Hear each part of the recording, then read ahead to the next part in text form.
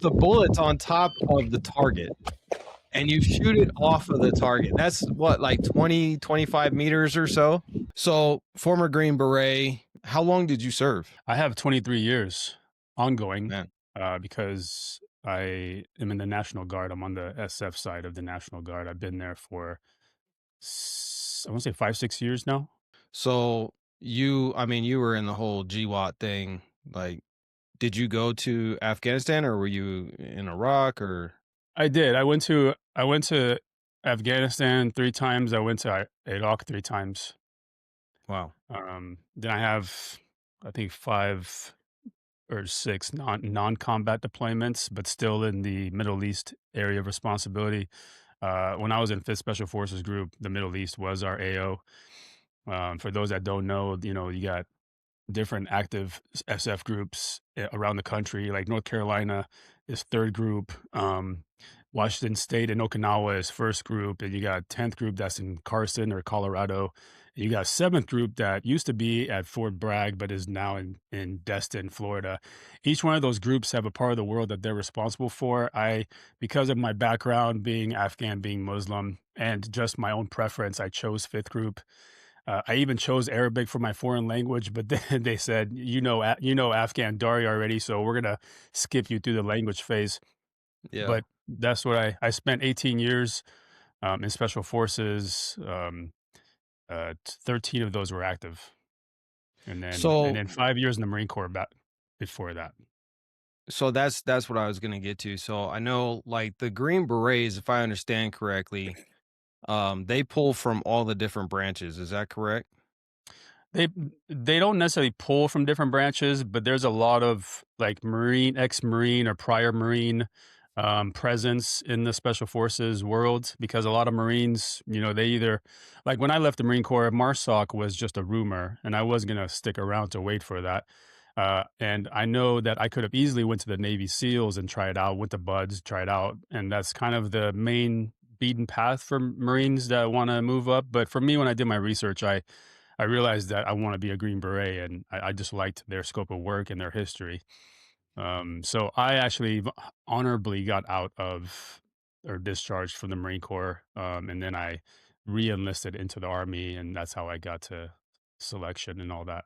But as far as uh, polling from like if he was like a Navy corpsman or an Air Force airman, I don't think they have a way to like pull you out of that branch. I think you have to do your time and just honorably get out. And then So transfer over after.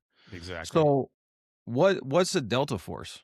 Is that Green Berets? Because there's a lot of confusion. A lot of people don't understand what's the difference. Are they the same branch or? The Delta Force is a special operations unit that falls within the special operations umbrella. However, Delta Force is their own unit. They're considered a tier one unit. They're referred to as Delta or JSOC. And these guys are, they're not Green Berets. However, I would say that the majority of them and maybe a minor part of them comes from prior Green Berets and Rangers, Army Rangers.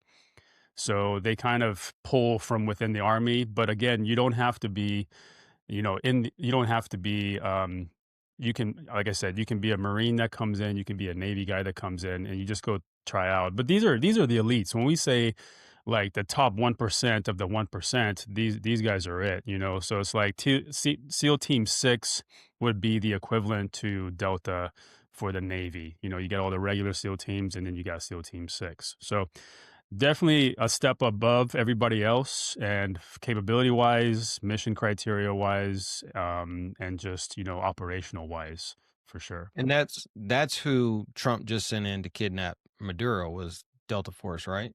So that's what they're saying. And usually when we hear about things like this, it's probably more of a hodgepodge or a task force. So it's like Delta Force led.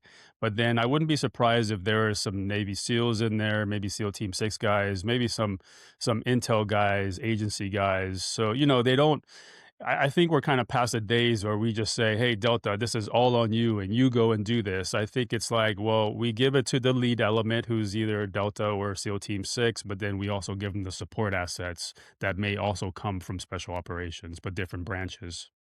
That's what a lot of people don't understand. Like when you watch movies about special operations and stuff, they think, oh, it's like 4 or 5 guys and they're all by themselves. But even on this operation, like they came out and said it involved 200 boots on the ground. So it wasn't Right. just 4 or 5 guys that went into Maduro's bedroom. Like there's a whole support staff behind the entire mission set, right? Yeah, and I think Hollywood kind of does a good job sensationalizing, special operations. They're like, "Oh, it's just 4 guys and they're gonna go into enemy lines and, take out a nuke facility or something." And but in reality, man, I mean, Green Berets, we are we are capable of dropping 12 guys into a foreign country, and they're able to self-sustain basically off of their partner forces or the natural resources of the land. But even those guys are being supervised and being supported on the backside by somebody. If it's not the army, it may be agency, maybe somebody that has the placement and access in that country to support these guys. So I think, when we talk about 4 or 5 guys, we're really talking about like a small footprint of guys that are doing some kind of reconnaissance mission that nobody knows about, will never hear about. And those definitely take place. But yeah, I think thanks to Hollywood, it seems like it's always just 4 or 5 dudes doing everything, and it's not. So talking about sensational, I want to share a video of you shooting a bullet with a bullet. Oh, okay. Cuz this is pretty sensational. So we're going to go over this. So there's the bullets on top of the target and you shoot it off of the target. That's what, like 20, 25 meters or so? I think that was 20 meters right there. That's pretty crazy. And I mean the target is literally moving back and forth, It was pretty windy. windy that day. Uh Sure where the cartridge went. and 1.32, is that fast? Gotta find it. Is that pretty fast? I'd say that's pretty fast. And I think a lot of professional shooters would say that that's pretty fast for this particular drill. I'd say that's pretty fast. I mean, this is not a practical drill. I don't teach this. I don't tell That's people. what I I was mean, gonna ask. Is this like a Green Beret like flex move? Like, hey, I can shoot a bullet with a bullet? well, I would say it's more of a kind of a flex. It's me demonstrating the skills that I've worked so hard over the last so many, I don't know, 2 decades to build. But this is not something practical. I do it because it's entertainment. It's there is things to be learned from this drill, as in trigger prep, sight picture, and all that. But to do it under speed is just me flexing a little bit, saying that I don't have to take all day, to aim in on this thing. But can I repeat this at 1.32? I doubt it. I doubt it. I could maybe repeat it at like just under 2 seconds if I give myself an extra half second to really pick up that bullet. I mean, it's just a trick shot, really. But yeah, it does require a little bit of skill. So for everybody that's gonna hit the comments and be like, "Oh man, this is fake." Hold on, watch.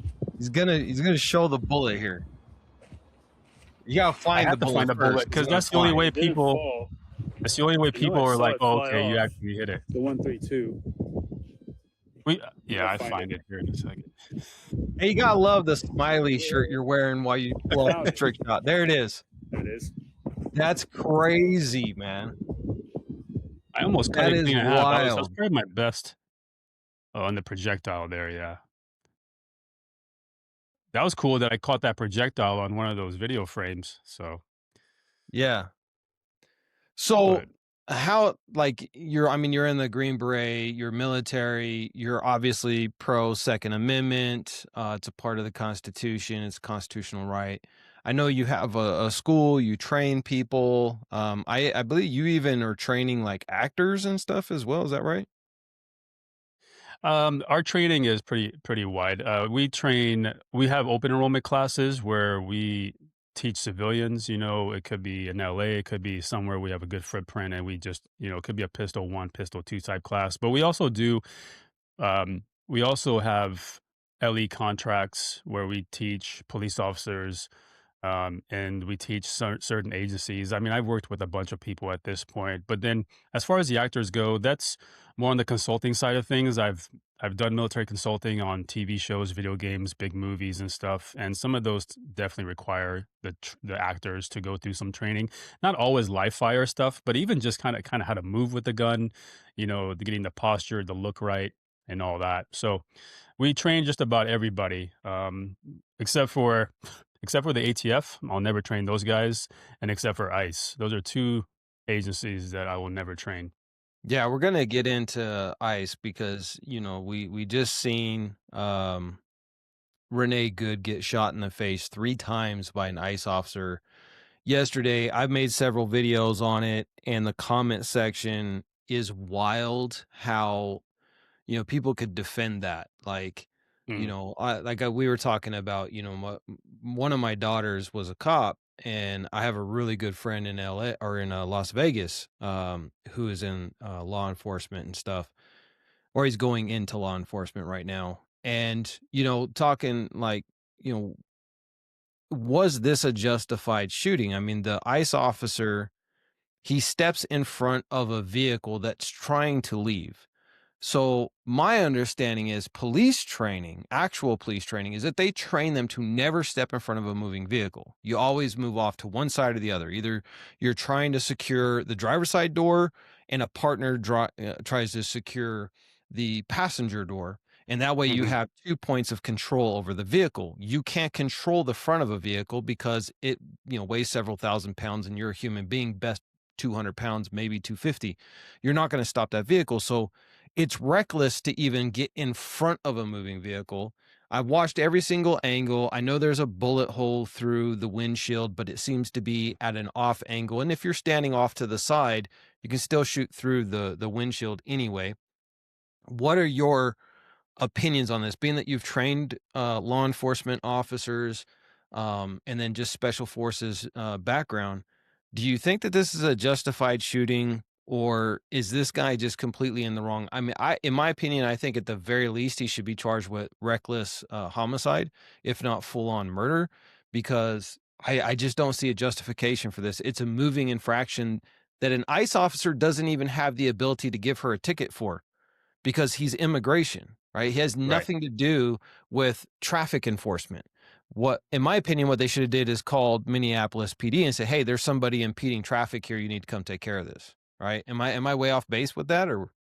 No, not at all. I think you're correct. I think that this could have been obviously handled better. They had the numbers and the personnel there, so they could have just been a little. They could have maybe did some traffic control, to, uh, you know, free up that jam. I guess is what it looked like to me. As far as the police officer putting him in front of the vehicle, yes, that's an absolute like hard no. You don't do that. But at the same time, I understand why he kind of found himself in that position, because if they're applying the 90 rule, which is, you got one guy that's like facing the window, the driver's side window, and so you can't have a cop on the other side in case they got to shoot and they're going to converge on each other. So he probably naturally kind of found him in that position to go 90 off of the guy that was looking in the window or was actually engaging the lady, verbally engaging. But I think that when I watch this video over and over and over again, and I see her, I can tell that, we don't have to see her. We can just tell that she's spooked. She's scared. She probably doesn't know what to do. She's not listening very well either. And so she naturally puts the car in drive and she starts to accelerate at a slow pace. I mean, we're talking about like gas station, maybe 2 miles an hour. Yeah. And when you watch it in slow motion, you see that the police officer draws his gun at the same time that she's turning her wheel. And so she's turning her wheel because she obviously doesn't want to hit the guy. If she did, her wheels would have never turned. So she's obviously trying to get out of there. The police officer, instead of just simply sidestepping the vehicle and getting out of the way, he starts to backpedal. But even before he starts to move, he draws his gun. So he draws his gun and moves at the same time and then shoots her 3 times. And to me, that is completely unjustified. Not only is it not professional, but that is completely against everything that they are trained as far as firearms go. Your firearm should be the last, maybe 5% in the profession. For civilians, it's probably like our last 1% that we go to. For police officers, maybe it's that last 5%, and we give them a little bit more grace. But man, to pull your gun out when she's only doing about 2-3 miles an hour and turning her wheels to obviously avoid you, and then you still shoot her 3 times, to me is very reckless. I think this guy needs to get the book thrown at him. I think he needs to get charged with homicide and go to jail for a long time. And I would tell people that are listening to this that that could have been anybody's wife. You know, that could have been one of their wives, Yeah. right? And I know we haven't got to the after action on this just yet, but it's hard for me to be okay with this, not just as a firearms trainer and tactics instructor, but when I just see it play out logically, it absolutely just looks completely unjustified, Mike. So sorry for the long-winded answer. No, I think that's perfect. I mean, there's so many issues with this incident. Everything from the fact that he shot her when she's driving a couple miles an hour. Then, instead of rendering aid to a gunshot victim, which is his responsibility, he gets in his SUV and he drives away. So he flees the scene immediately after shooting a civilian. So, I mean, if you do that as a civilian, that's another felony added on top. Like, you already got the felony of shooting somebody, but now you're fleeing the scene. So now you're getting another felony added on top. So Yes. I think a lot of this has to do with the fact that you had Stephen Miller just a month or so ago go on national TV and say ICE agents are immune and they can do whatever they want. And if law enforcement and local precincts try to stop them from doing their job, impede them, arrest them, do anything to them, they themselves will go to jail under federal indictments. So you have this mindset of impunity with these guys right now running around doing whatever they want. And it's bad because he leaves the scene, but then you have a doctor on scene who's screaming at ICE saying, I am a physician, let me go to her. And one of the ICE agents says, I don't care. You're not getting near her. And he And tried to justify it by saying that it's an investigation. That's why he can't allow him. right. But And I addressed that in my video. Again, I am not anti-police. My daughter was a cop. Okay. Mm. So I'm very pro law and order. But the crime scene does not matter. What precedent takes case is saving a life. So yes, you might mess up a crime scene, but if there is a gunshot victim, crime scene be damned, you save the victim. Now, in all reality, a doctor probably couldn't have done anything for her because she was probably dead after the first shot, right? But the fact that they didn't render aid themselves, refused to allow a physician to render aid, and now there's reports that they even blockaded the ambulance for several minutes after it arrived heard from about that. rendering aid. There's a lot of issues with this, and I mean, it's even in combat as soldiers, Marines, whoever, they tell us that when we get into a firefight and let's say someone from the enemy, perceived enemy, is left alive, it is now our responsibility to render aid to the enemy.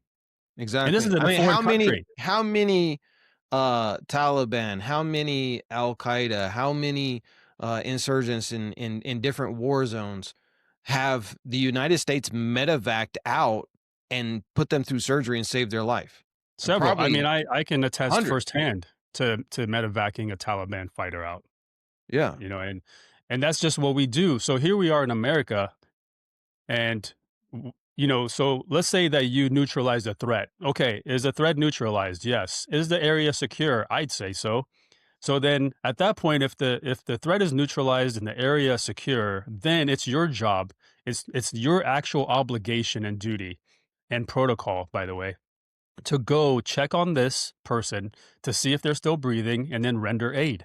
Or if you can't render aid, then yes, get your medics there. If you need an ambulance, then make it a priority. Let them through. Give them an escort, something. You have a physician on scene, a civilian that's saying, hey, look, I'm just a nobody, but I'm a doctor. I can at least triage you or something. And they're like, nope, it's an investigation. We're not going to let you. So and this speaks to the mindset that you were talking about, Mike. This mindset comes from the top. They say shit rolls downhill. So when you have people like Stephen Miller and Donald Trump who are supporting this rhetoric where ICE can just go around acting with immunity, which immunity-wise, on paper, yes, they do have immunity, but that doesn't mean that they can break their own protocol. Here, they're breaking their own protocol. Okay, so you shot this lady. Now it's your job to do something about it, to help her. but they don't even do that. And they linger. And then you're right. That guy that took the shots, I saw the video of the lady that kind of recorded him walking. His head was down. He knew he messed up. He knew Yeah. that he made a mistake, that he probably could have done something other than take his gun out and shoot. And that's probably why he left. And him leaving, man, that's just adding fuel to the fire for this whole thing. But these ICE agents, they are normalizing this aggression, which trickles down to the PDs. And now you're seeing police departments and videos of police officers doing regular traffic pullovers, and they're asking people to get out of their cars as if that's protocol. So this kind of aggression is now trickling down, and it's dangerous. It's a very dangerous precedent that we are setting. If we're saying that ICE is there to control immigration and get illegals, man, they are so far off that path right now. And when I tell people that ICE is acting like Gestapo, not identifying themselves, not showing their faces, which I get the not showing your face, because I get it. It's called force protection. You don't want all these guys getting researched on the internet. But if they were doing the right thing and they were trying to do the right thing, then they wouldn't have to show their faces. I mean, are they trying to win hearts and minds, or are they trying to win the American people by force? I Which one think is it? it's by force. I mean, if you Yeah. look at the rhetoric coming out of the Trump administration, they don't care about hearts and minds. They care about force. I mean, you just had the vice president a week or two ago come out and say that as soon as they have the numbers, ICE will be going door to door. Well, another police force that did that back in 1941, the SS, looking Mhm. for undesirables. Where's your papers? Show me your papers. Are we in Nazi Germany now, or is this America? I Are understand. we in KGB Russia? Or yeah, Yeah. exactly. Exactly. And Like, I understand 100%, and I agree with a country has to have borders. It has to have rule of law. Like, if you come yeah. here, you have to come here the right way. I've on my family side, we've done the immigration thing before, and it's a process. It costs a lot of money. It's a Mhm. headache. It's a pain in the butt, and it takes a long time, way too long for the process to go through. But if you do everything right, then you're good. And I've had friends who came over here legally and then got messed up. They got in trouble with the law, whatever, and they got deported for it. And it sucks. But they knew, like, if you catch a felony, your green card is gone, right? And they Mhm. caught a felony, and they're in Mexico City right now, one of my best friends. So I don't like it, but what we're seeing now, this to me, it's kind of like Venezuela. Oh, it's all about stopping drugs. Well, now we just want their oil. And so it's the Well, they same they thing. can't Like they even said, charge him on drugs immigration. anymore. Yeah, immigration was all about the worst of the worst and getting these rapists and murderers out of here. But all we see them doing is going to Home Depot and taking people that are just trying to work for a living. Like, Yeah. first of all, that's only a misdemeanor. Okay. So, yes, you can get deported if you come here illegal, but it is just a misdemeanor. So, why are we putting them in prison concentration camps? Why not just, hey, you're here illegal? Okay. We'll drive you back across the border and send you on your way. No, we're going to put them in these prison concentration camps and torture them. One of them down there in Texas is notorious for raping the female inmates. And it's like, I mean, that doesn't surprise me at all. what are we becoming, and what are we allowing? I'm a conservative. I get called a libtard and a Me too. Democrat and all this stuff all the time. I am a very conservative person, but I'm anti-racist, I'm anti-bigoted, and I am very pro rule of law. And I see a bunch of racism, bigotry, and I don't see rule of law. And that's why I didn't vote for Trump, because I can't vote for Trump when he is a convicted felon and he is accused of a lot of heinous things. And Right. he said racist and bigoted things. But I also didn't vote for Kamala Harris because I don't believe that that was a fair Democratic nomination. There was no primary, right? So the American Right. people didn't get to decide. It's like you're getting Trump or you're getting Kamala Harris. That's not democracy. So I just No. didn't vote. Maybe that makes me at fault, but um I am definitely not a liberal. So it's not me taking the liberal stance here. It's just I'm an American. I'm just an American father, businessman, uh, citizen journalist, podcaster. But I love this country and I want to see it be good. And I think we're going down an extremely, extremely dangerous thing right I now. agree with you. I can echo the principles that you stand on, because I traditionally have always been a conservative. But I want to say in the last 2 years, I am neither a conservative nor a liberal. I am, however, a constitutionalist. I will always support the Constitution and the civil rights of people, and that's where all my arguments base off of. Is I don't care about politics. It's called principles over politics for a reason. And when I don't, I mean, I'm nuanced, is what I want to say. I can see the good in all sides, but when the sides are starting to take advantage of the people based off of scenario driven events or politics, then that's when they start losing my support. That doesn't make me a Democrat or a Republican. I am truly an America first person. I sit here as an Afghan whose parents came here in the 80s after the Soviet War. We were escaping war to come to a place where there is no war. I had an amazing childhood. I had 23 years in the military. I'm just about as patriotic as you get as an immigrant. And I wasn't born here. I came here when I was like 4 years old. So I'm a first generation immigrant myself. Now I got 4 kids that are Americans, but man, none of that matters as far as skin color, brown, white, conservative, liberal, Democrat. None of that matters anymore. I tell people that the left and the right are dead. MAGA Yep. is dying. It's us versus them. And we need to understand and accept this outlook that neither the Democrats or the Republicans give a shit about you as an American. They only care about their friends, who are mainly all other rich people, corporate elites, technocrats, call them what you want, oil tycoons, but that's the only people they care about, because at the end of the day, it's all preservation. They are in self-preservation. They know that if they go against the grain, they're going to get fired, they'll lose their political career or their seat, and then what are they going to do after that? Be a political analyst on some, news channel? And so they play the game, and that's why the American people always come last, and that's why Trump has did a 180 on us since his campaign trail, and he hasn't come through on any of his promises.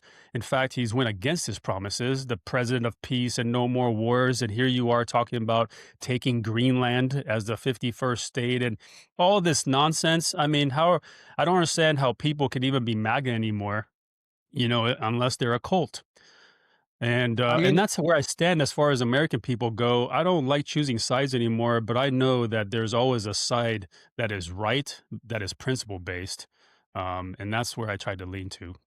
you hear all of these white nationalist Christian podcasters, TPUSA, and they're trying to change the narrative of the founding fathers that this country was founded on white Christian nationalism. And that's Mm. just patently false. I mean, when you look at the founding fathers, most of them, including George Washington, were Freemasons. And if you know anything about Freemasons, they And believe, deists. yeah, they're deists. They don't believe in any one religion. If you go to any Freemason temple, you'll find a Quran, you'll find the Veda, you'll find a Bible, you'll find a Torah, because they believe that controlling uh, the narrative of governments is you can't be connected to one religion. You basically they teach you how to manipulate religion in order to Religion. manipulate power, Of right? course. Yeah. And then you look at the Constitution itself, nowhere does it mention Jesus, nowhere does it mention Christianity, and they intentionally wrote it that way. Then when you look at Mhm. Benjamin Franklin's own writings, if you look at the his own Bible, he literally took out the Jesus miracles out of his Bible.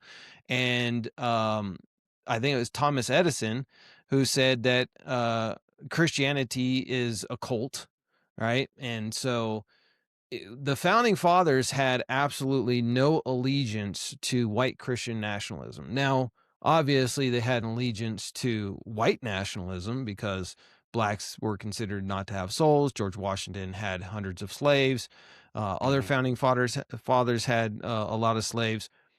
And so I always pose this question to these guys who say, but we've got to get back to what the founding fathers believed. Okay, so then you're going to be a Freemason slave owner who believes that women don't have a soul. Is that what you're saying?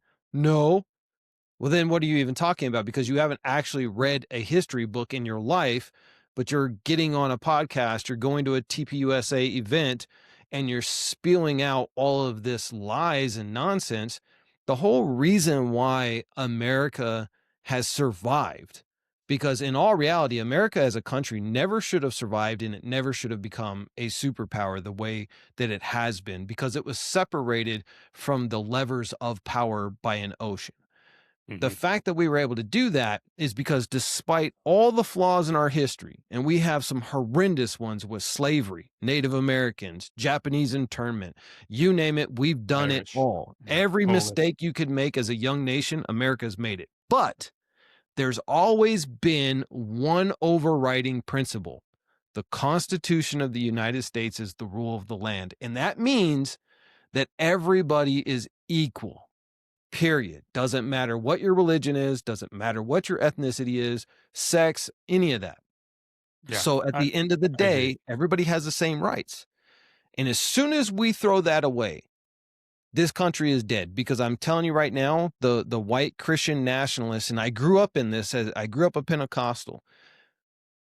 That ideology, this country will be a third world country within 20 years if that ideology ever prevailed. I guarantee it.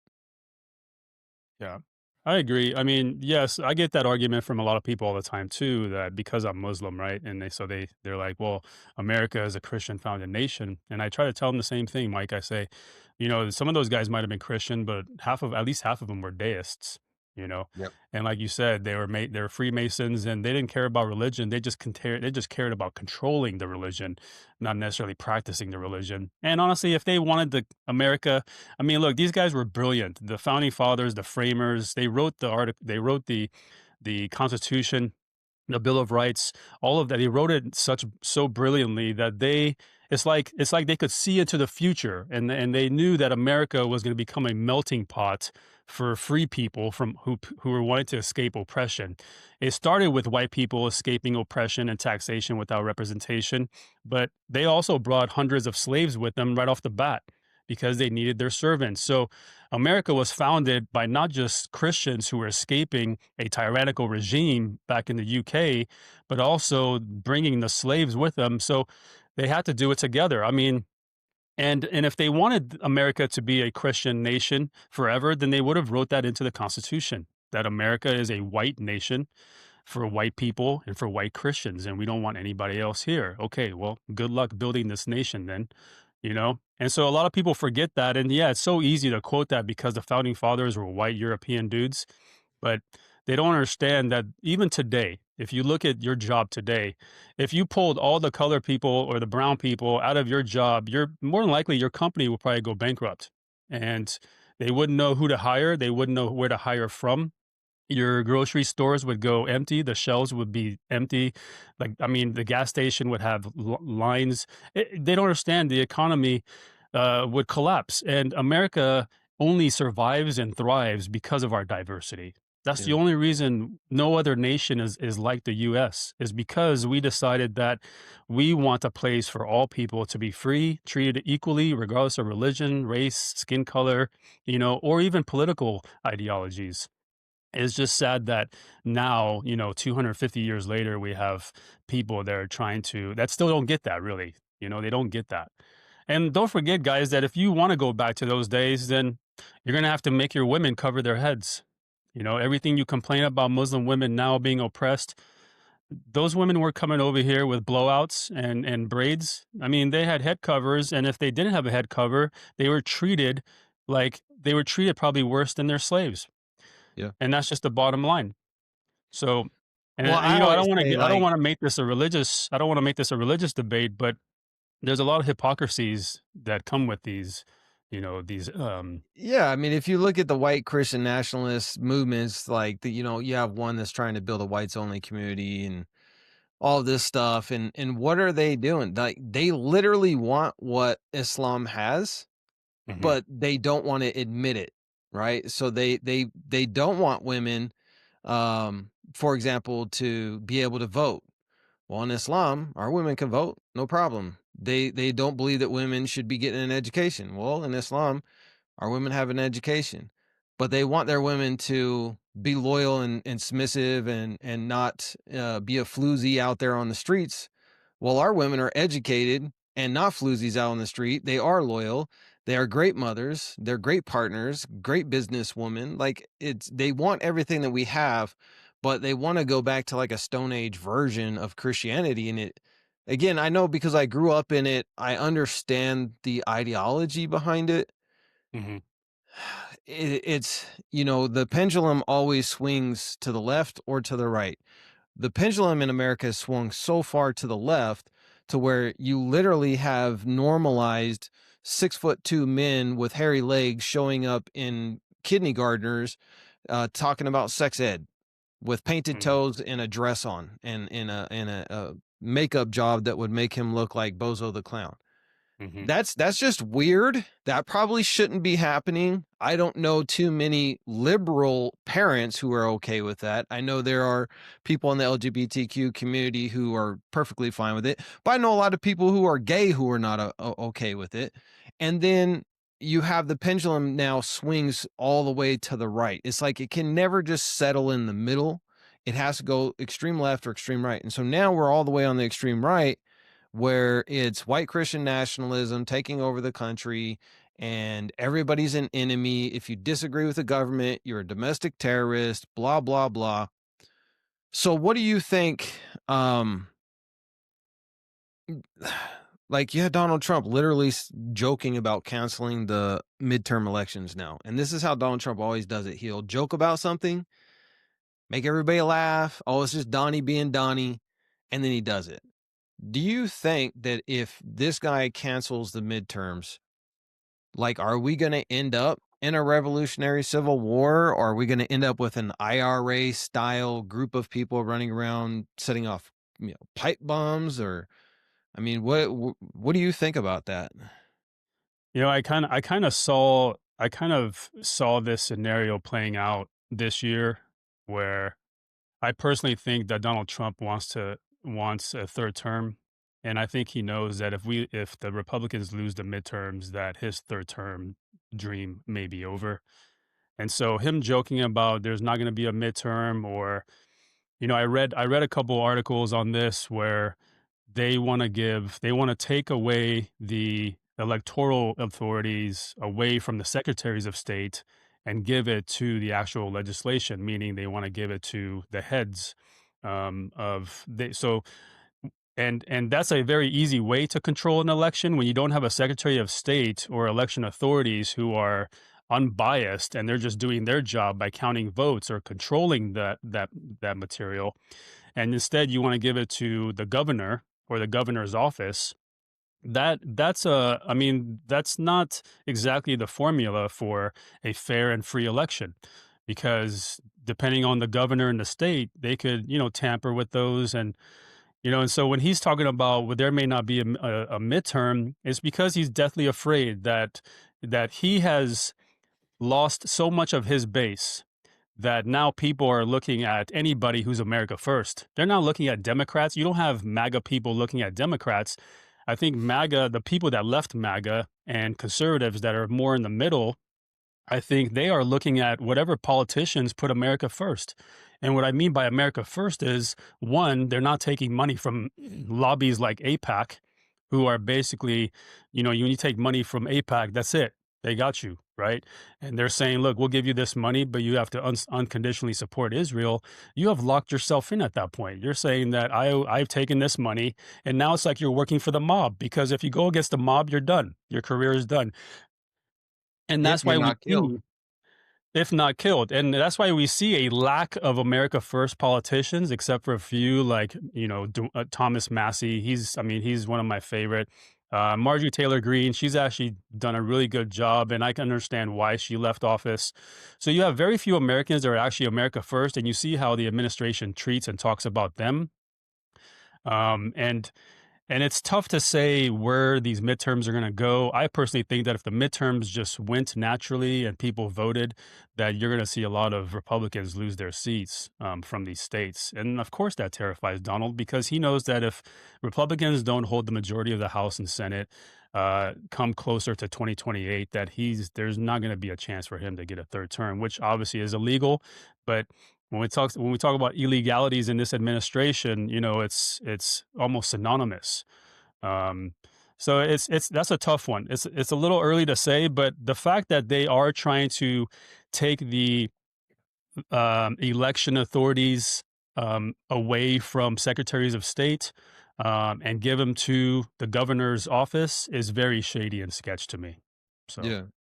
I mean, there even in the Democrat um party, you have the America First ideology is seeking. And if you look at Mamdani, I don't agree with all of his policies, but there's one thing that's unequivocal about him. He's not even just America first. He is New York City first. Like, he doesn't mhm. give a crap about Israel. He doesn't care about any other country right now. He's trying to do his job, which is be the mayor of, the biggest city in the United States, and take care of his responsibilities. And I just find it really odd that you have government officials, everything from legislatures to governors to even school board members, getting these paid trips by the Israeli government to go over there and get 1,000 pastors. indoctrinated. Yeah. Yeah, like they just took 1,000 preachers over there. Now they have a plan to take 10,000 more over there to get indoctrinated. Wait a It's minute. Schofield 2.0. Yeah, what are we doing here? Like, this is a foreign country. Imagine if they were going over to communist China to do that. Like, the outrage would be unbelievable. I mean, imagine if 397 of our politicians were funded by communist China, right? If APAC was actually Chinese instead of Israeli. And people would have a problem with it. Imagine if Saudi Arabia invited, you know, 1,000 priests or pastors to Saudi Arabia and say, "Hey, we want you to go back now and push Islam." People would have a major problem with that. I think people have become a little too desensitized to Israel in the last few decades. But ever since October 7th and what's been happening in Gaza for the last 2 years and Yeah. beyond, I mean, West Bank, Lebanon, Syria, you name it, people have woken up to it's brought a lot of attention, not just to Israel, but also what and who is associated to Israel. And now we're starting to see the American people kind of wake up a little bit. But yeah, this is dangerous. This is Schofield 2.0. This is the digital age of Schofield. Whereas back when our great grandfather or our great grandparents were alive, they physically gave them a Schofield Bible and said, "This is what you should be supporting. This is Judeo Christianity, Israel first, all that nonsense." And now they're doing it again. Not to mention the geofencing of churches. Not to mention Yeah. That's the just the weird. Like, a exactly. foreign nation doing that to religious organizations in the United States, that, Not to like, I mention the don't I don't influencer understand how the campaign. churches are not outraged by that. How would like if we have Netanyahu who comes here like he's going on vacation. He's been here what 5 times in 2025. And this man has the nerve to, during the UN General Assembly, to hold a meeting with all the top influencers of social media and basically, and then on top of that, videotape it and air it to say we need to start a social media campaign to get people closer to Israel, to get more support for Israel. Imagine if anybody from the Middle East came over here and did that. The media Yeah. would have a frenzy. What? You're coming over here to recruit our young men and women to then push Islam or push. So when people say that it makes me laugh when people say there's a Muslim invasion, right? Because there's 4.5 on the low side, four on the high side, 4.5 million Muslims here in America. The majority of those, 99.99% of those, are American citizens. And they are just literally living their lives. We don't hold a lot of seats in office. We don't, I mean, there's not a lot of Muslim governors or mayors out there. I mean, you see Mamdani and how much attention he's getting, but then you see Ilhan Omar. I mean, there's not a lot of Muslims in Congress. I'm not quite sure how there's a Muslim invasion when you have the halls of Congress decorated with the Israeli flag, when you have politicians who are being asked a question, "Hey, sir, America first or Israel first?" and they can't answer. You Yeah. can't answer. You're literally in the headquarters of our government as a U.S. politician representing Americans, and you can't answer America first. That should tell us of something. So when we talk about an actual invasion, then let's talk about who owns the media, who owns the banks, who owns the healthcare industry, who owns the big pharma. right? Who owns the tech industries? Literally every industry that shapes our lives and affects our lives every day, whether it's prices or protocols or ideologies, these people own it and they're behind it. So I'm tired of hearing that there's a Muslim invasion when the Israeli flag is literally standing next to the American flag, and you have people like Netanyahu and others from Israel coming here with red carpet treatment, basically just doing whatever they want. Not to mention all the all the staff at the Pentagon, all the staff at the White House that don't even hold actual positions, but they are still Israeli dual citizens, or they have some kind of connection to Israel.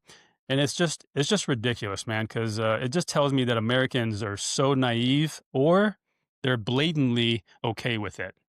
Well, So like people say, well, this is the Republican issue. It's not. I mean, look at Obama, his chief of staff.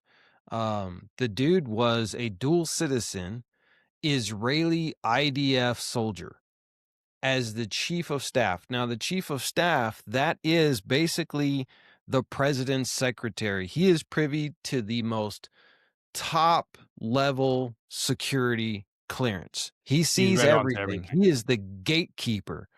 And then you go to Biden, same thing. His staff was made up, I think 70 or 80% of either Jewish, some of which actually had dual citizens, some even served in the IDF. And I just Mhm. ask myself this question is, well, how can you know that our secrets as a country are safe when your chief of staff, who is the gatekeeper for the president, sees all the top clearance level stuff, is an IDF soldier? He didn't serve in the United States military. He served in Israel's military. And then you got to ask the question, like, are we being controlled by Israel? Here's a litmus test. Are we allowed to sell the F-35 to whoever we want? Question, answer. No, we're not. Why? Because we have to get Israel's permission to sell the F-35 to any outside nation outside of Israel or the United States. Well, how did that happen? Well, because Israel wanted the F-35 when we developed it. So we developed the F-35I, which stands for Israel. It's slightly less technologically capable than our own version, which only makes sense. You don't sell the exact same version to people who may not always be your friends. Well, that wasn't good enough for Israel, so Israel insisted that they participate in some of the navigation software as well as some of the technology in the advanced helmet. And once they did that and they got America to agree to that, in the fine print, it says, since Israeli technology is now in the F-35, you can't sell it unless we approve it. So the United States, under Donald Trump, he wanted to enter Turkey back into the F-35 program. But then Mhm. Israel said, nope, we veto that. You can't do it. They're Yep. they're an enemy to us. We don't like them, and we have veto power in the F-35. So Donald Trump shut down the deal, right? So that tells you right there, like, the United States, would we make that deal with China? Would we make that deal with the UK? Would we make that deal with Russia, France, anybody? No, of course not. Only one country, and it's because they have not just APAC. APAC gets all the attention, but every Tension. state has its own version. Like California has JPAC, which just lobbied Governor Newsom to sign off on a law that in Hollywood classrooms they have to fly the Israeli flag now. They don't have to fly the U.S. flag, but they have to fly the Israeli flag to combat anti-Semitism. So they have all of these networks, and not a single one of them are registered as a foreign agent, like every Exactly. other one has to. And Right. it's got to change. Well, and it's also, I mean, look, we talk about, a lot of people cry about Sharia, and they say Sharia law because they add the Western injection of the word law into that for the scary effect. When we all know as Muslims that Sharia is no different than biblical law, Torah law. And as Muslims, we use Sharia, the Quran, the Hadiths, any other kind of religious, references that help guide our life. It tells us, if you get into a dispute with your neighbor, this is how you handle it. If you're getting a divorce, this is how you handle it. In the time of conflict, these are the only times and conditions and the parameters which you can defend yourself and kill other people. But even within that, we have parameters. If they yield, then you can't aggress on them. There is no compulsion in Islam. We have, so Sharia, that's Sharia. Sharia is like, are you telling me that Christians don't live by some kind of biblical law? Why do they go to the altar and get married in front of a pastor with the pastor having a Bible in his hand? So they are also living by some type of Sharia, except it's Christian Sharia or Judeo Sharia, So, but when you look at it, and I tell people, if America is a Christian nation and that's what you guys boast about, how come we don't have any Christian laws in America? Why is there not Yeah. one single religious law in America? Then how could there ever be a actual Sharia law in America? The Constitution specifically says that religion needs to stay out of politics for that specific reason. But to add to kind of support your point is I don't see Muslims trying to pass legislation that says, well, if anybody speaks against Islam, it's anti-Islamic or anti-Semitism. But I sure do see laws that are proposed and trying to get passed for anti-Semitism. So here in America, we have the freedom of speech, except when it comes to one state, except when Yeah. it comes to Israel, we have to bite our tongue. And now Yeah. they're trying to make a legislation. So who's taking over? Who's this invasion by? And people get too wrapped up around the weeds because they still pay attention to headlines and mainstream narratives, and then they kind of get stuck in that. And Americans are lazy. With ChatGPT and all this AI at our fingertips, they still can't bring themselves to actually, look up something and say, well, I see what the media is telling me, but then I see this other side of it. So let me do some due diligence and maybe research. They don't. They just, and that's called tribalism. And that's why America is where it's at today, is because of tribalism, not just tribalism as in I am hardcore for this whatever whatever demographic of Americans, but then it's also to impose those on other people. And if you don't follow my tribalism or my tribalistic ideology, then you are my enemy. Yeah. And I don't think America needs to be tribal. I think we would be better off if everybody was like, okay, dude, you're gay. You guys believe in trees. You guys want your own city with just white people. Great. I support it. Those people, those white Americans that only want whites only in their little town, hey, dude, more power to you. You know why? Because it's America. And as long as you're not imposing on me, as long as you're not infringing on my rights, then have your little community. We have little communities all over the country. We have Amish communities. We have Mormon communities. I mean, you live in Utah, and we have Jews. I mean, what's the city in New Jersey? I mean, most of New Jersey is Jewish communities, I believe. I think So then Brooklyn, or is what's it? wrong with some Muslims wanting to start their own community in the city of Epic, Texas? What's wrong And with not that? only that, like I looked into that epic controversy. I made that like pun right there. That was super cool. Epic controversy. I looked into it, and like nowhere in their thing does it say that a non-Muslim can't live there. Right? It's just a pre-planned community. Um, like I was in construction for a long time, and we do these developments and stuff, and they're pre-planned, and you start selling them off, and a lot of times they would sell them off, the units, before we even started construction on them. So Right. yeah, I agree. Like, I got no problem with it. If somebody goes and buys 500 acres of land and they want to cut it up and sell it to their friends and family that are all white and Christian, more power to you. I don't care. It's private property. That's Do it. what you want.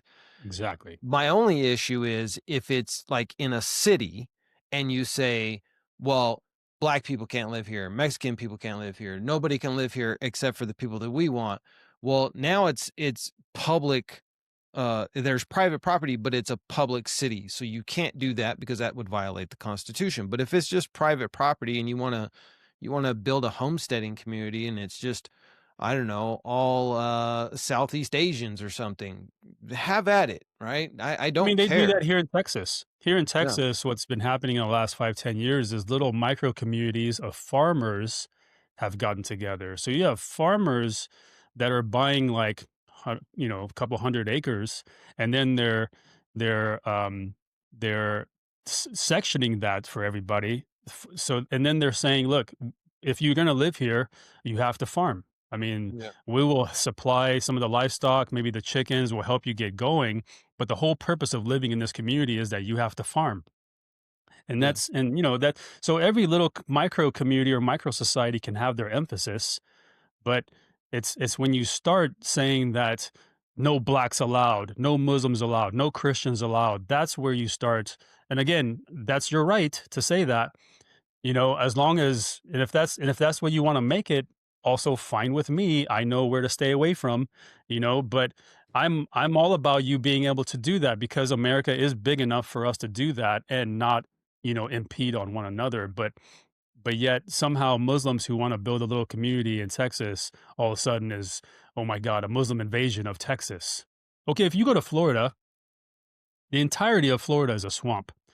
And if you go there, there is micro pockets or micro communities of just Floridians that literally have a moat around their community. So they built up this community with houses, a clubhouse, and maybe a grocery store, a theater, but then it's gated. They're saying that you can't come visit here unless you have a guest pass, and you have to know somebody that lives here.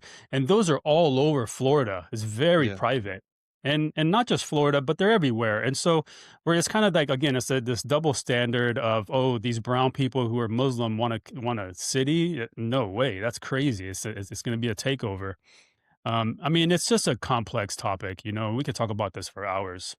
I mean, There's when one I thing that I was, wanted to There's one thing, sorry, Mike, I wanted to kind of go back to the ICE shooting, because yeah, this there is a bigger problem here that has come out of this shooting. Yes, everybody feels bad for the woman. Everybody, I think the majority of us feel that this ICE officer deserves justice, or he needs to see justice, and be punished. But then you have Christy Nome that goes on to her announcement and calls this woman a domestic terrorist. yeah, I mean, that is literally the worst label you can set on an American citizen, is a domestic terrorist. And I told people years ago to stop throwing this word around, because if you throw this word around and you call other Americans terrorists, you are just, one, falling into the propaganda of the government, but then empowering the government to now use that label for anybody that they deem. She's a yeah, white, probably a Christian woman, white. She doesn't belong to an extremist group. She doesn't belong to some kind of radical group or anti-police or anti-ICE. She's just a woman living her life, and she's labeled a domestic terrorist, and that this is a domestic terrorist attack on ICE officers. So now that we've created this slippery slope, people that used to think, well, only brown people and Muslims are going to get called terrorists. This is the perfect example, people, that now you can get called a terrorist and can get shot in the face as you're leaving your house and trying to drive away. So this is where we have brought ourselves to this point. And you got Donald Trump going on his tweet or his Truth Social and confirming that we had a domestic terror, that this woman is a domestic terrorist. Again, further fueling and fanning the flames of bigotry and racism and just extremism through them. So instead of bringing people together and saying, no, she's not a domestic terrorist, she was just a woman, it was a bad situation, the cop's going to get punished, and we feel sorry for her family. No, no, no. They got to go all in. She's a domestic terrorist. Our ICE officers did the right thing. It was a defensive. They said defensive shots, Mike. I can tell you right now that there is no such thing as defensive shots when it comes with the firearms. When we yeah, shoot our gun, it's in offense. We are offensively taking those shots to put down. It's either them or us at that point. And so everything about it is a lie, furthering the rhetoric, and then the hate and the bigotry, and now anybody can get labeled a terrorist. Even a white mom with children in a urban neighborhood in America is now a domestic terrorist. That's where we're at. Trump and his cabinet set that tone very early. When you got people like Pete Hegseth, Kristi Noem, Stephen Miller, and they're all echoing the same type of, tone. They're all echoing the same type of rhetoric. Then, yeah, you're right, man. It's the people believe in it because, again, they don't do the due diligence of researching for themselves. And Trump has shown us from day one that he is not America first, uh, that he is not the president of peace, that he is not going to make America great again. But yet somehow where people are still in this spell. And I'm not sure what it's going to take for even the hardcore MAGA people to wake up and understand. Maybe it is going to take something like you said earlier, because not only are they trying to control the midterms, but they're also trying to redraw the district lines. And, they're trying to do that whole underhanded thing where, so certain counties' votes won't matter as much, and that way they can kind of swing the vote towards the Republican side. That's also election tampering, and that's why a lot of people have a problem with it. They're trying to do it here in Texas and North Carolina. I think they're trying to do it somewhere on the West Coast as well.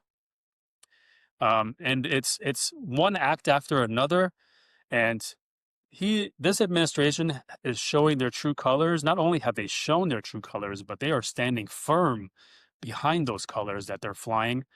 And none of it is America first. None of it is Americans first. Yeah. Venezuela is a perfect example of that.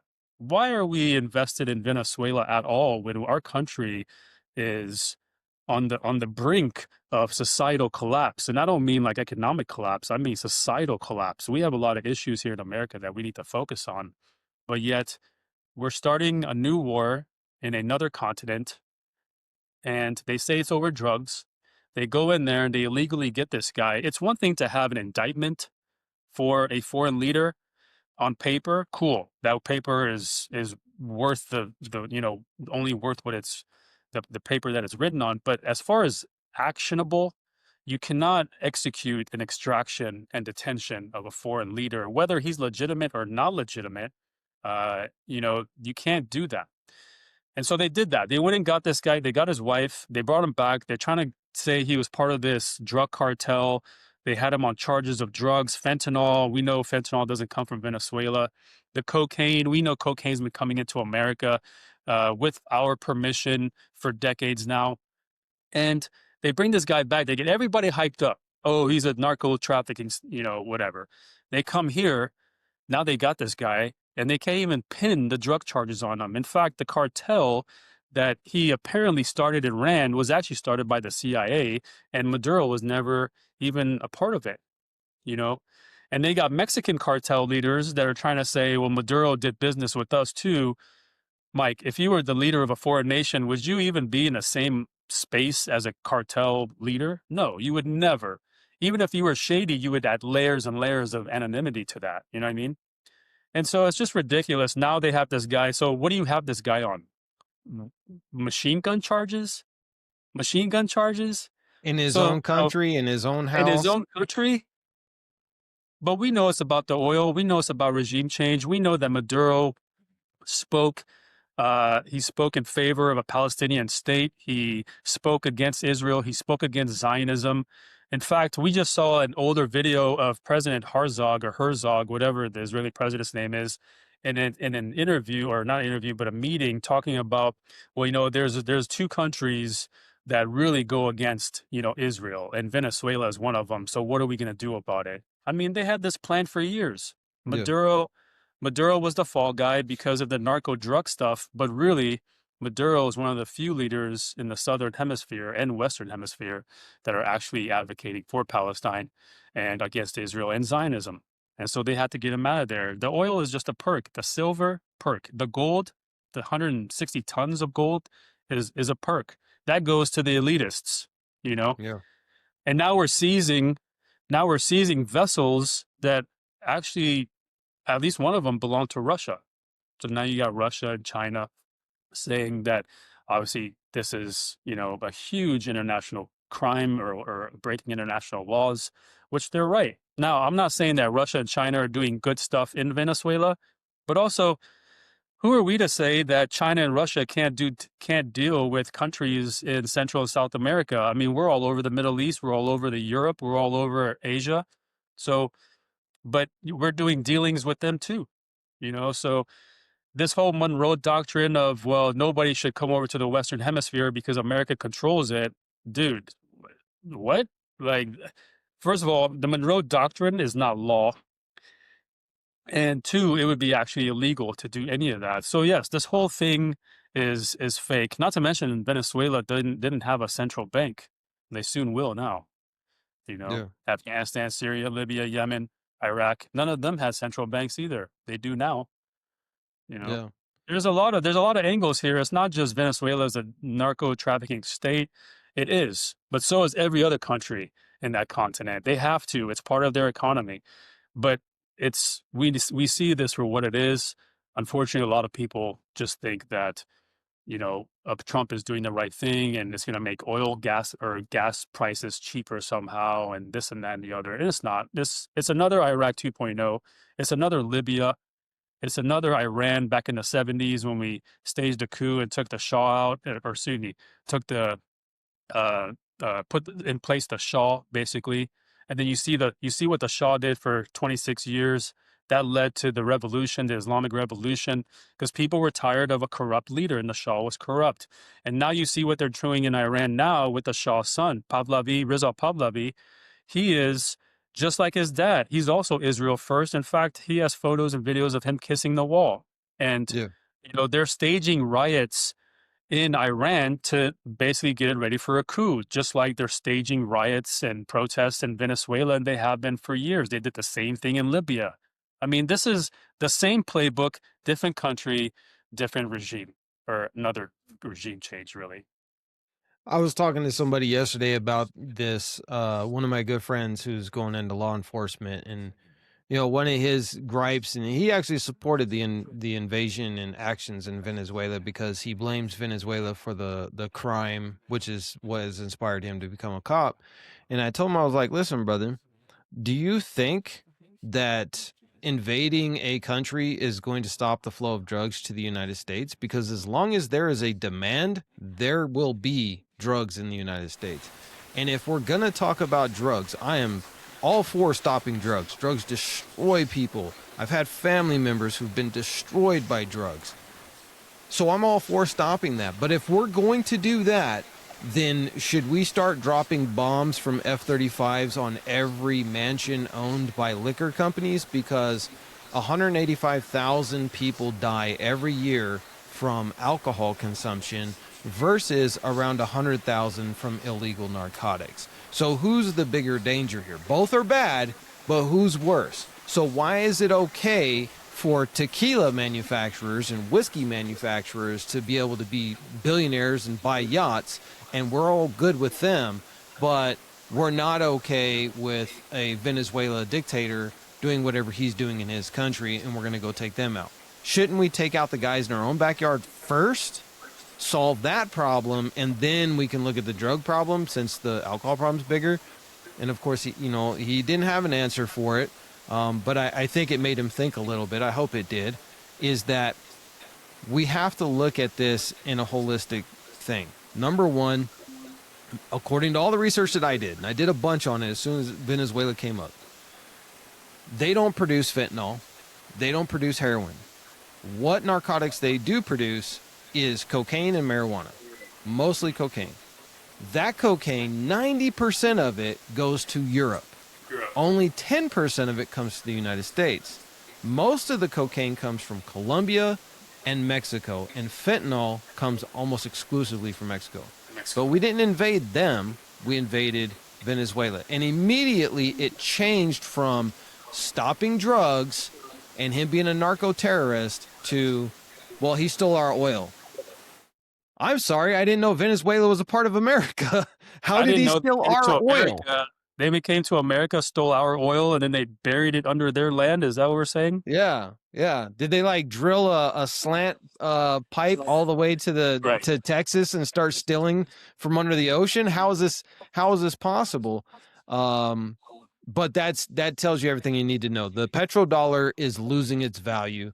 They're very scared of BRICS countries trading outside of the US dollar, because our dollar means absolutely nothing. We got off of the gold standard and we tagged it to the price of oil, and the agreement is that all these oil producing nations would use the US dollar to trade their oil.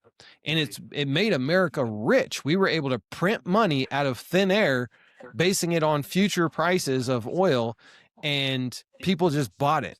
But now everybody's moving to BRICS and start trading oil outside of the dollar, which means the dollar is in jeopardy of collapsing.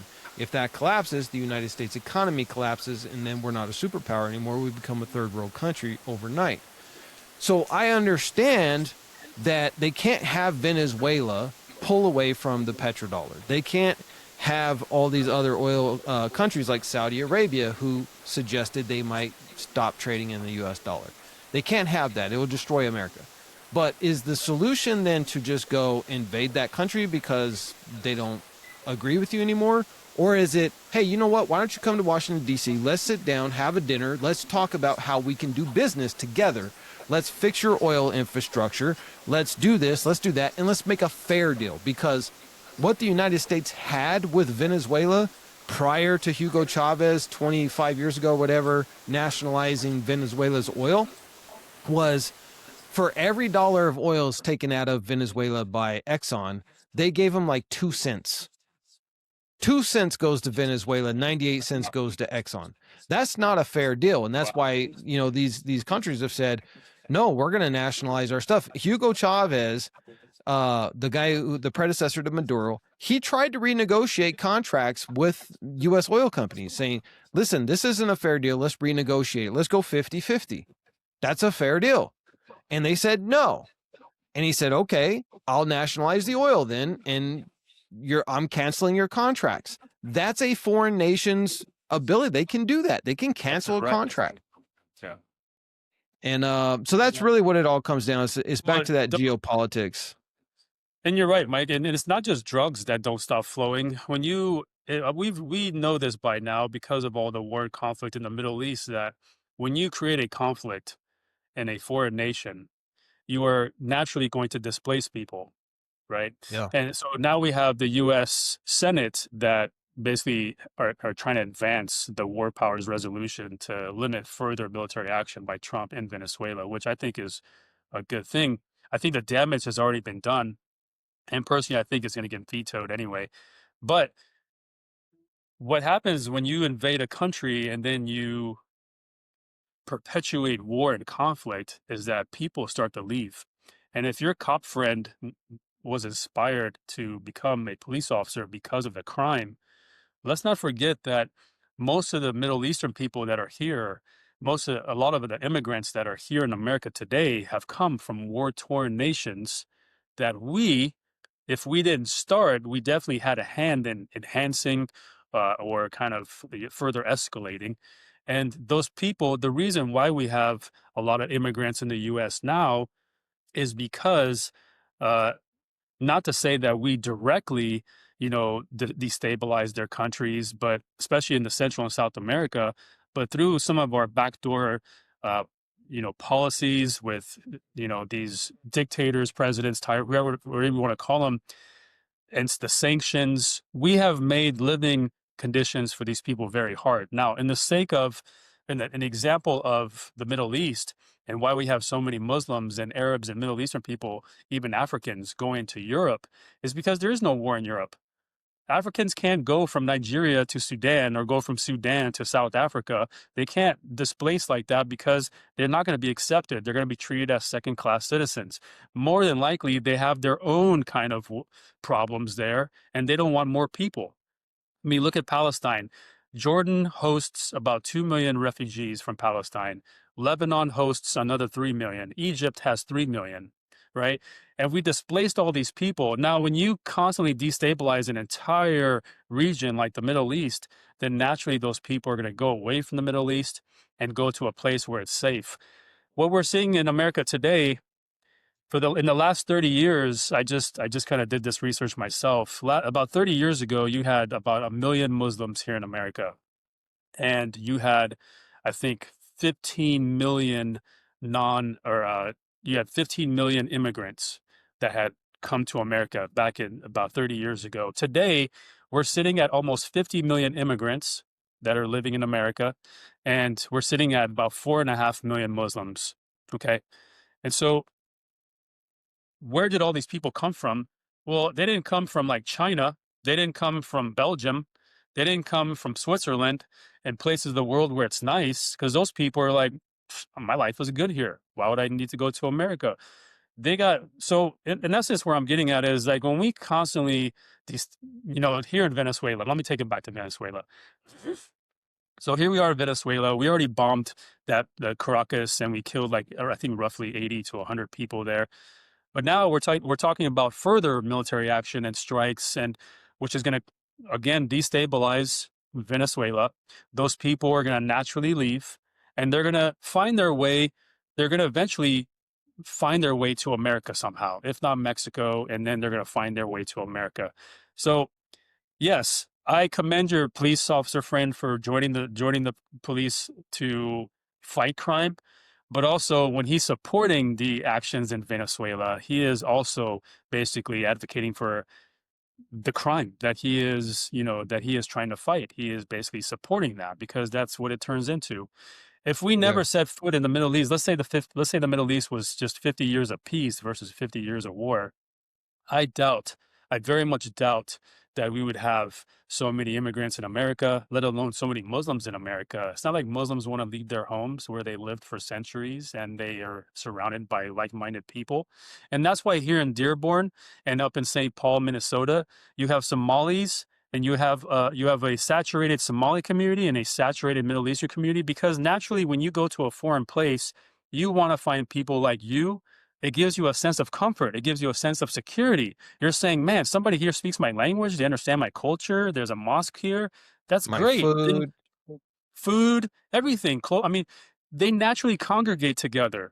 So St. Paul, it's not like Somalis started coming to St. Paul back in the 90s. That was just an influx because of what we did in Somalia with Black Hawk Down, Mogadishu.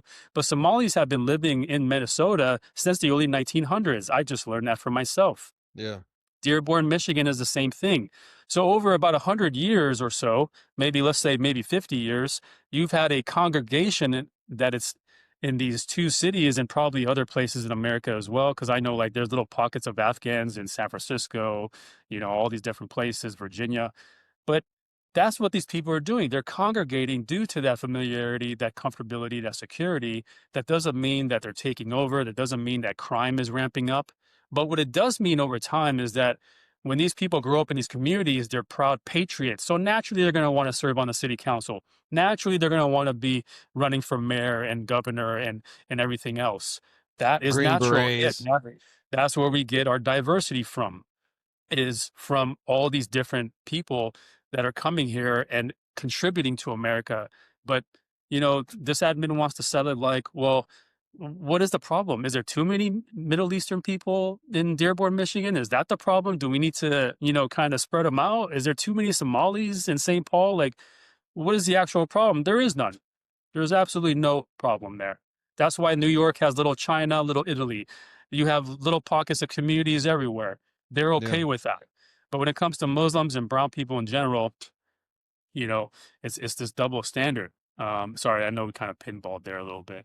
Yeah, I mean no, I agree with you. Like when you look at it, Dearborn is the only Muslim majority city or Arab Muslim majority city in the United States. But how many cities are there in the United States? Thousands.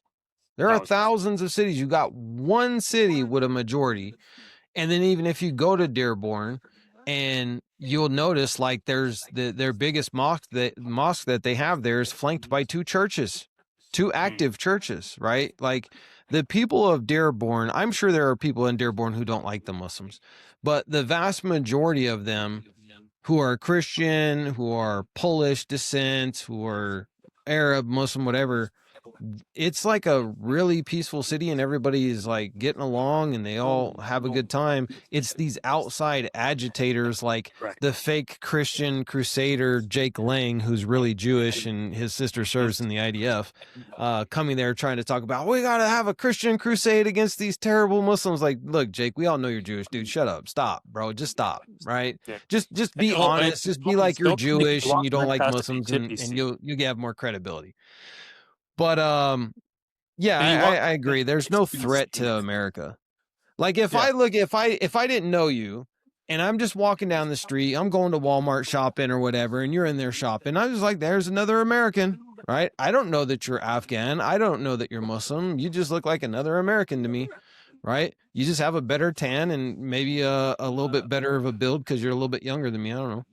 But other than that, you know what I'm saying? Like we're all just Americans. So, Yeah. what it all comes down to in reality is these people on the extreme right they are openly or closeted bigots and racists, and now they have an opportunity to express it. That's all it comes down to.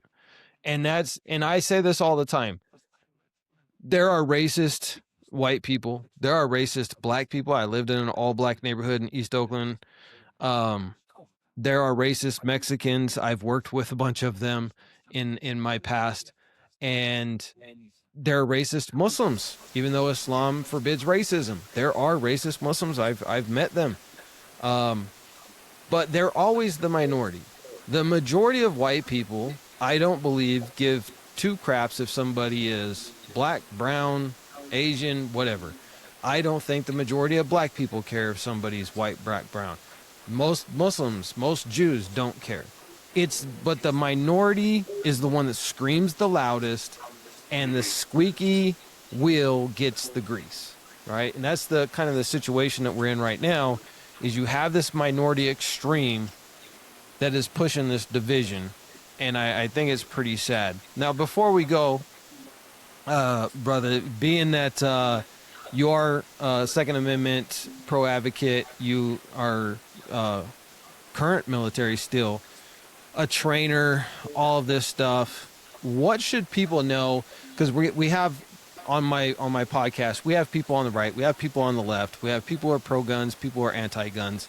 For the anti gun crowd, and most of them are going to be liberal, why are guns not scary? Why does the Second Amendment matter? And why should they maybe consider going and taking a course, something like you offer or somebody in their local area?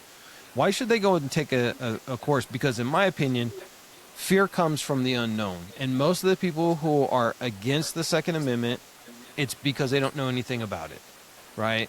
I personally don't carry a gun. I haven't shot a gun in over 20 plus years.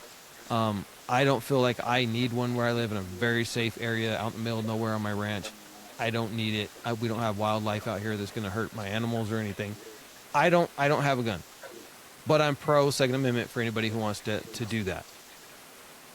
I understand the responsibility of guns, though. It's a very big responsibility if you're going to own one. So what would you say to somebody who's, maybe they don't know anything about guns, they're scared of guns, they're anti-gun? Why should they not be scared? And what would you teach them, like, if they came to your class? Okay. Well, let me start big picture first then, and then we'll bring it down to the ground level. Big picture, the Second Amendment was written for a reason. It wasn't because people just like guns. It wasn't because people like to shoot guns or they needed guns to hunt animals. The Second Amendment was written for the purpose that in case your government ever infringes on your rights to a point where you and your words don't suffice, you and your protests don't suffice, you and just anything organic to you outside of weapons, brooms, and everything else don't suffice, you at least have weapons to fall back on so that you can fight this tyrannical government. And it doesn't, when we think government, we think big picture like federal. It doesn't have to be that. It could be in your town. It could be in your city. It can be in your state. Wherever you experience that level of corruption to the point where you think, well, words didn't work, protests didn't work, and now they're patrolling the neighborhoods and they're telling us there's curfews and checkpoints and this and that. That at that point, the Second Amendment was has an important role as an American. That Second Amendment gives you the right to defend yourself, not only from anybody else, but from government entities that want to infringe on your rights and your way of life. Okay, that's big picture. That's why it's so important that the Second Amendment stays intact. That's why it's important that even if you don't support guns, you support the Second Amendment, because that is going to give Americans the ability to defend ourselves if in case this government ever gets to a place where violence is the norm. And if you don't believe me, then look at the different countries that have taken away the weapons from their citizens. Venezuela is one, in fact. And in fact, when Venezuela turned in their guns, immediately in the following months, almost 600,000 people died from the hands of the government. And so there is places in the country that are perfect examples of what America would look like without a Second Amendment. Again, do the research on your own. But now let's break it down to, so I've given you why the Second Amendment is important, why it has to stay intact, and why we should support it regardless of where we stand on weapons.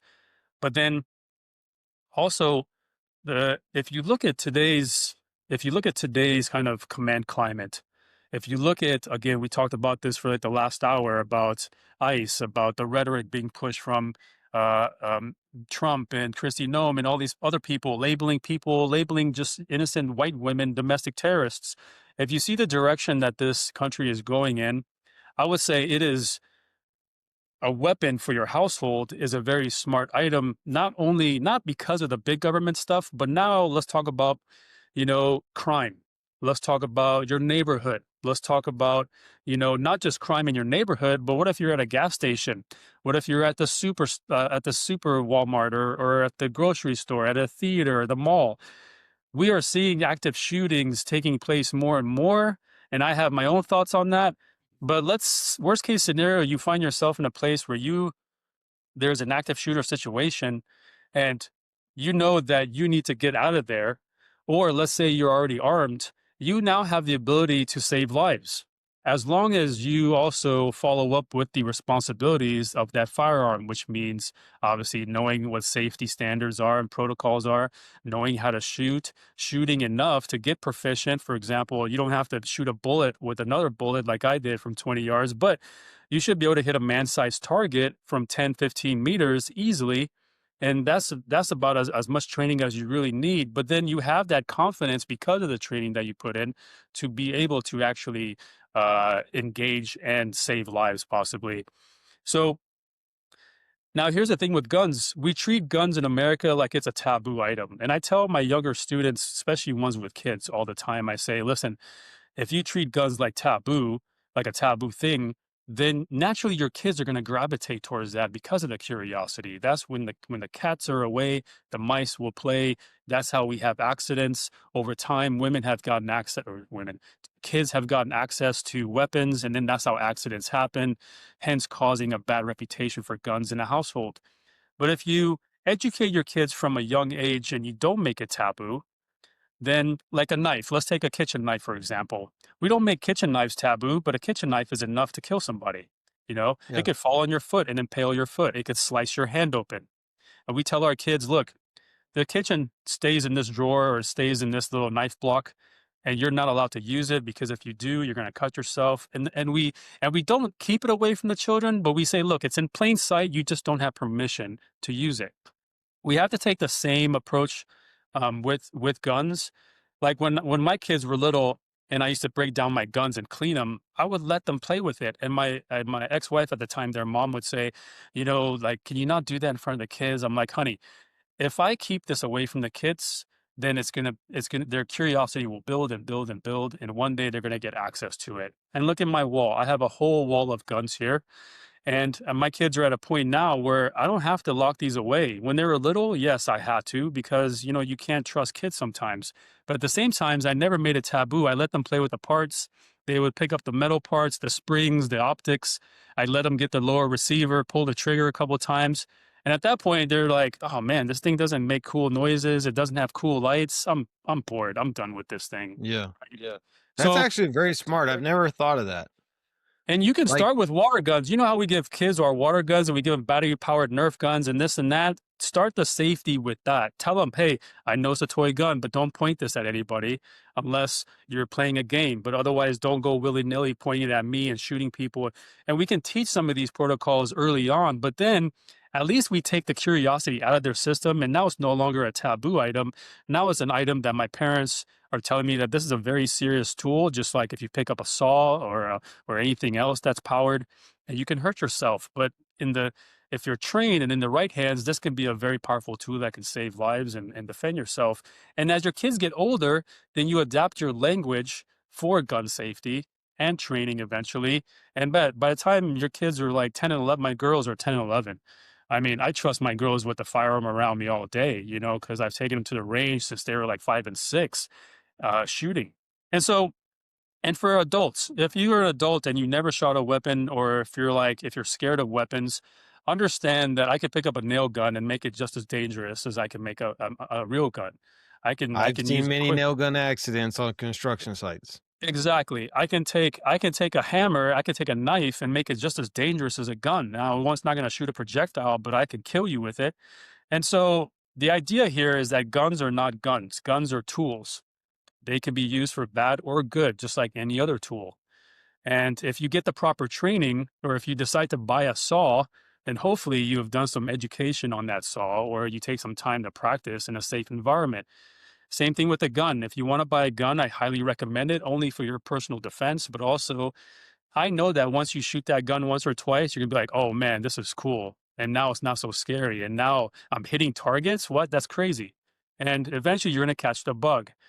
And so, you might have a ton of guns like me one day, or you might just have one little pistol that you're like, that's all I need. Hey, more power to you.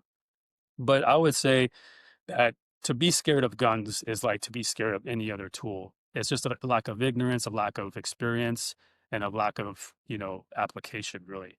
And so that's kind of my spiel on firearms and big picture to little picture. So, and lastly, there's this EDC craze. If people don't know what that is, it's everyday carry. It could be everything from your car keys and your wallet and your cell phone at the very minimum. But then other people, they'll carry like a flashlight, a pocket knife, concealed carry, open carry. Um, what do you do? What's your EDC? And what would you recommend for the everyday average American for EDC? Everyday carry items that I have with me. It's kind of weird because I'm a transient person, so I'm always on the go. So my EDC kind of changes depending on where I'm going or what I'm doing. But at the minimum, I always have a pistol on me with an extra magazine. Now that gives me a good 45 rounds because my mags are about 22 high capacity, as some people want to call it. I would say that it's standard capacity, 17 to 22 rounds, two magazines, and that gun either stays on me depending on my clothing for the day, or it goes into a little bag that is on my person. And then within that also, I carry at least one tourniquet, and I highly, highly recommend everybody carry one tourniquet, at least in your vehicle, if not in your person. Ladies with the big bags, you can easily fit a tourniquet in your bag. And the Yeah. tourniquet is important because, man, when someone is bleeding out from one of their extremities, there is nothing that even comes close to what a tourniquet can do to stop the bleed. And it's such a small item that's super light and it's easy to carry. So I would tell you, and I tell people, ideally in your household, you want to have at least one tourniquet for every member of your family. In your truck or your car, you want to have 1 to 2 tourniquets. And if you can have one tourniquet on your person, then definitely do that, because the chances of you having to use a tourniquet versus having to use a firearm are far more. And so you may have to render aid to somebody. And even if you don't know how to apply that tourniquet, somebody there will probably know. So a Yeah. tourniquet, okay, emphasize that. So, But for bleed, people that don't understand the use of a tourniquet or what it is, just briefly explain that. so a tourniquet is, and there's different kinds, but I would highly recommend a North American Rescue branded tourniquet because they're authentic. They're not cheap eBay fake Chinese ones off Amazon. And a tourniquet is basically just a nylon that comes with some kind of tube that is able to. So you cinch on the nylon and then you twist the pipe. It depends on what it is, but you twist that pipe and you create basically you create a constricting kind of force that comes down, clamps down over the arm or over the leg. And if somebody gets stabbed and they're bleeding out, or if somebody gets shot and they're bleeding out, when you put that tourniquet on and you cinch it tight and then you start turning that tube, what that does is it stops the blood flow to that extremity, and then it stops that person from bleeding out. And that's the biggest thing in combat or any kind of firefight is, one, always stop the bleeding first. So And if you that's can stop, very important because a laceration to your artery in your arm or the inner part of your thighs, that it doesn't have to be even a stab wound or a gunshot wound. I mean, people fall off ladders and go through a window, get a laceration, and all of a sudden they have an arterial bleed. And it only takes a couple of minutes to bleed out and you're gone. You're dead. So you have to stop that. I agree 1,000%. I have, I don't know, a dozen tourniquets like in every part of my house, my truck, my wife's purse, on my person. Like And then I also have a med kit as well, which came in, and it has come in handy many times. One time, me and my wife came out from shopping, and this older gentleman was coming out from a bar, which was next to the store, and he was really drunk. He fell down and he smashed his head on the curb, and he's just gushing out blood. And I had a trauma kit in the truck, so I was able to go and render first aid to him until the ambulance was able to arrive and take him to the hospital. But yeah, again, medical supplies, that's my biggest EDC item because you never know when you're going to need it.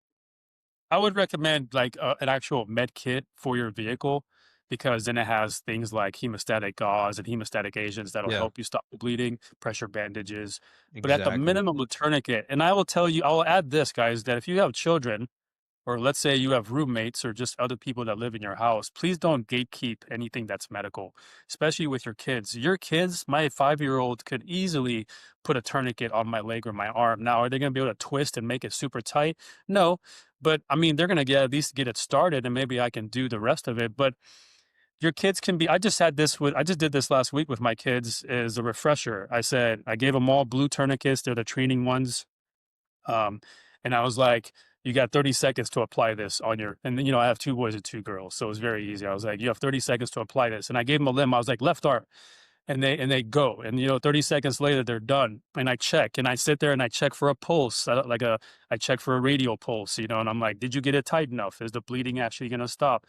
And we do this because, again, your kids can be a liability or your kids can be an asset. It just depends on your outlook on their Yeah. capabilities.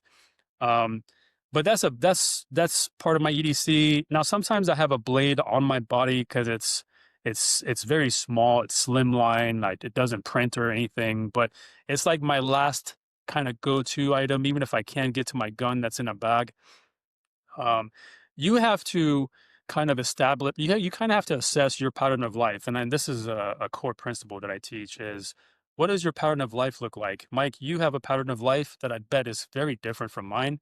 I bet mine's very different from other people. Once you understand your pattern of life, like when you get up in the morning, where do you go? Where do you frequent? Okay, what are the dangers en route to these places, en route to your work? Where do you park? When you come home, where do you go?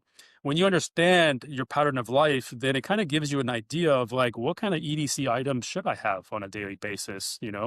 Like people who drive in their car all the time, you may want to understand, a little bit of VCQB, which is vehicle CQB and how to fight in and around your vehicle, kind of like what we saw in Minnesota with the lady getting shot. So once you understand your pattern of life, it'll help you understand what EDC items you need. And at that point, you have to make it a ritual. And because you just never know, right? Yeah. And that's it. But your EDC always evolves, kind of like our kit on our gear and everything. It's always shifting and changing, and new things are coming and going. I would recommend a flashlight. Your vehicle can carry a lot on your person. Depends. Flashlight, blade, tourniquet, gun, extra magazine, mace, taser, you name it, brass knuckles. So Yeah, and especially like you need to take into consideration your climate. If you're in the northern climate, you get really cold winters. I remember a long time ago, my mom was driving through Wyoming. She got caught in a blizzard. Her car went off the side of the road. She was stuck in her car for like 3 days. wow. Um, she was not prepared, and she had some medical consequences because of that. I mean, she survived, but she was not prepared properly for that. So also take your environment into it. If you live in an extremely hot environment, make sure you have lots of water in your vehicle. And then I like in my truck, I have two EDC go bags, one for me and one for my wife, because that's usually the only people that's ever in the truck. Our kids are all grown, so they have their own stuff. But we have extra socks. We have uh, heat blankets. We have extra food. We have energy packs. We have uh, MyFac medical kit in there, a trauma kit, tourniquets, and it's all very small, very compact. So it doesn't take up a lot. And we have extra jackets and extra blankets because we live in a cold climate during the winter, so I always have those in the truck. So yeah, I would say, again, I agree. Just go with what your environment is and what your daily life routine is, whether or not you carry a firearm or you just carry a knife. Like, I mean, I always have a Milwaukee Fastback on me, which is just a little flip out box cutter, because I use that thing probably 15 times a day. Right. So, it's kind of just go with whatever it is that you have in your life routine. So, guys, I'm going to drop the intel on how you can get a hold of this man. If you're tell them where you're at, where they can come to your school and stuff, and then I'll put it in the description as well. Thank you. Well, so we're a mobile training team. I don't have a school facility per se, but I do have a big network of different ranges and facilities that I use across the country. So and that just makes it easier for us. We travel a lot for our training. I have 5 or 6 instructors that are underneath me. I have another 100 people that I can kind of use as auxiliaries if I need to. And if you guys want training, I'm here in Texas. I'm in Houston. We have some places here to go shoot, but I traveled all over Texas. So if you're on the west side, if you're on the north side, let me know. We can always schedule something. We have a website that you can reach out to. You can go on my Instagram, Kawa_M_official, and DM me that way. I'm very active there, obviously, with DMs and stuff. And we do online seminars as well. Like this whole thing we talked about EDC and kind of prepping your vehicle and maybe some go bags for your house. We have a whole online seminar that's like 3 hours long on just that alone. And you have trainers all around you. I don't gatekeep. I'd say that if if you're in a different state, look up people, man. Vet your instructors and see that they have a legitimate background, but then also, you know, take a class from them and don't like take it like gospel, but put it into your notebook, into your training bag, and then as you get more and more training, you'll see what is sensationalized versus what is legitimate. But for ourselves, yeah, DM me, guys. I'm happy. I've set up open enrollment classes all over the country just because somebody DM me and they're like, "Hey, I got like 6, 7 dudes I want to train." I was like, "Cool.